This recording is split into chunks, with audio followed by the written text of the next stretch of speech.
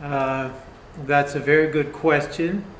And I think what I really should spend my time doing is learning magic, because it's really what it takes. Um, an awful lot of politicians like to promise that if they get to the State House or to Washington, they will snap their fingers and jobs will appear. It isn't really that easy, and there's a certain amount of dishonesty with those that make us think that they can do something to create jobs. Just for example, our federal government has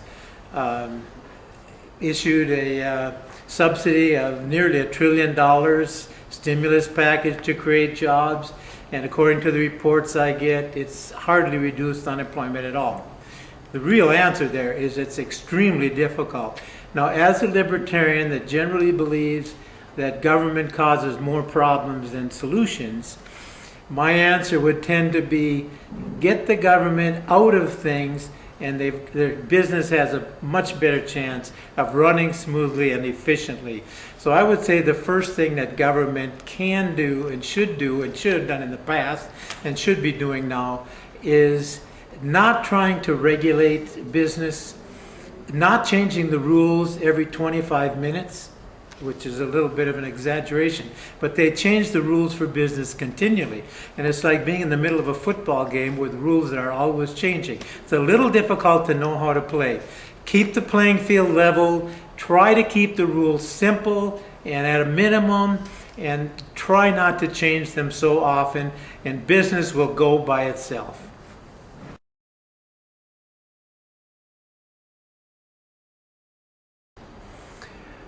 First of all, I want to thank you for having me, and I congratulate your school for having done this creative project.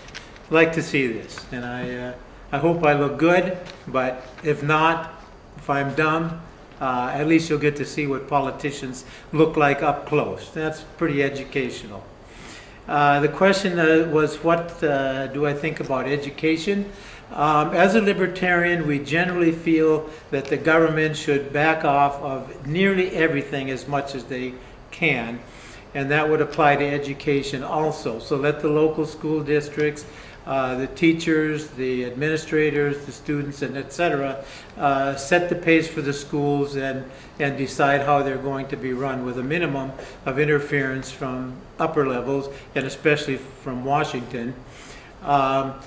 But the government has decided a long time ago that education is one of the burdens they're going to take on themselves, and I think that is a good thing.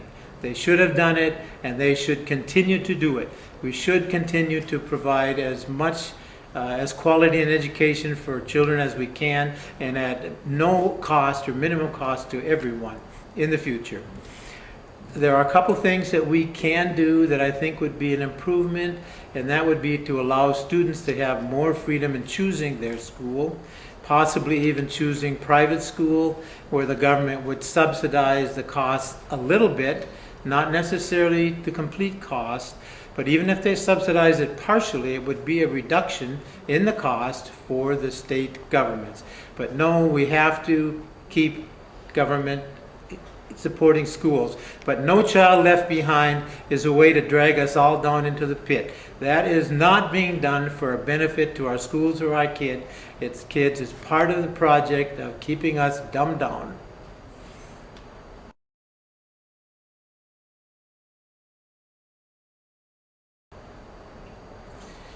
Well, I appreciate your comment of what I'm going to do while in office.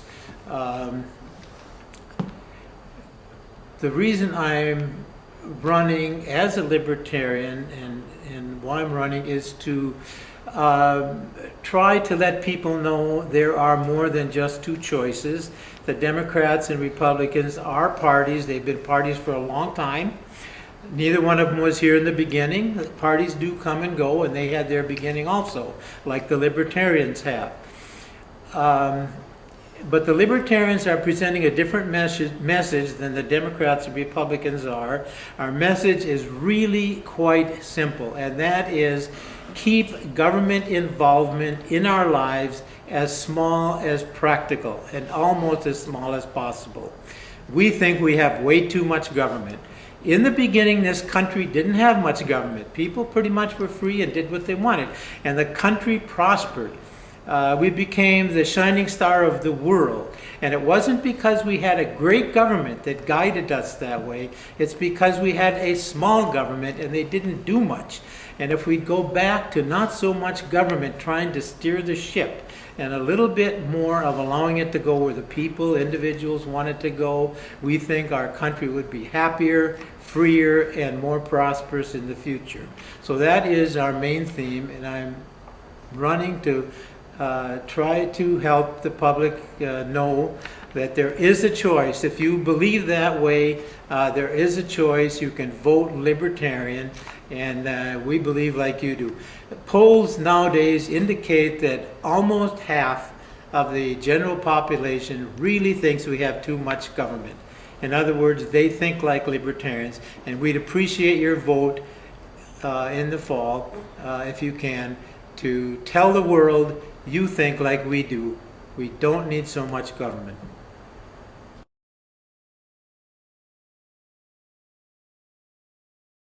Thank you, and I have enjoyed being here, and I'm very impressed with the diligence and incentive of the student body.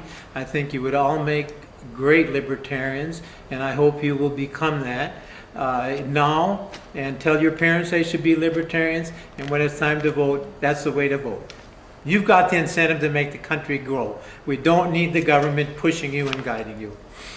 There are a couple of other things that the Libertarian Party feels strong about. One of them is gun control, that even though guns are dangerous and people are killed by them and there are accidents, virtually all the evidence indicates that guns in the possession of the general public reduces crime significantly, and we feel that trying to inhibit that right by the citizens really doesn't do the country any good. There's another thing we believe that's a little different than both the Republicans and Democrats, and that is that the drug war is a little bit of a disaster.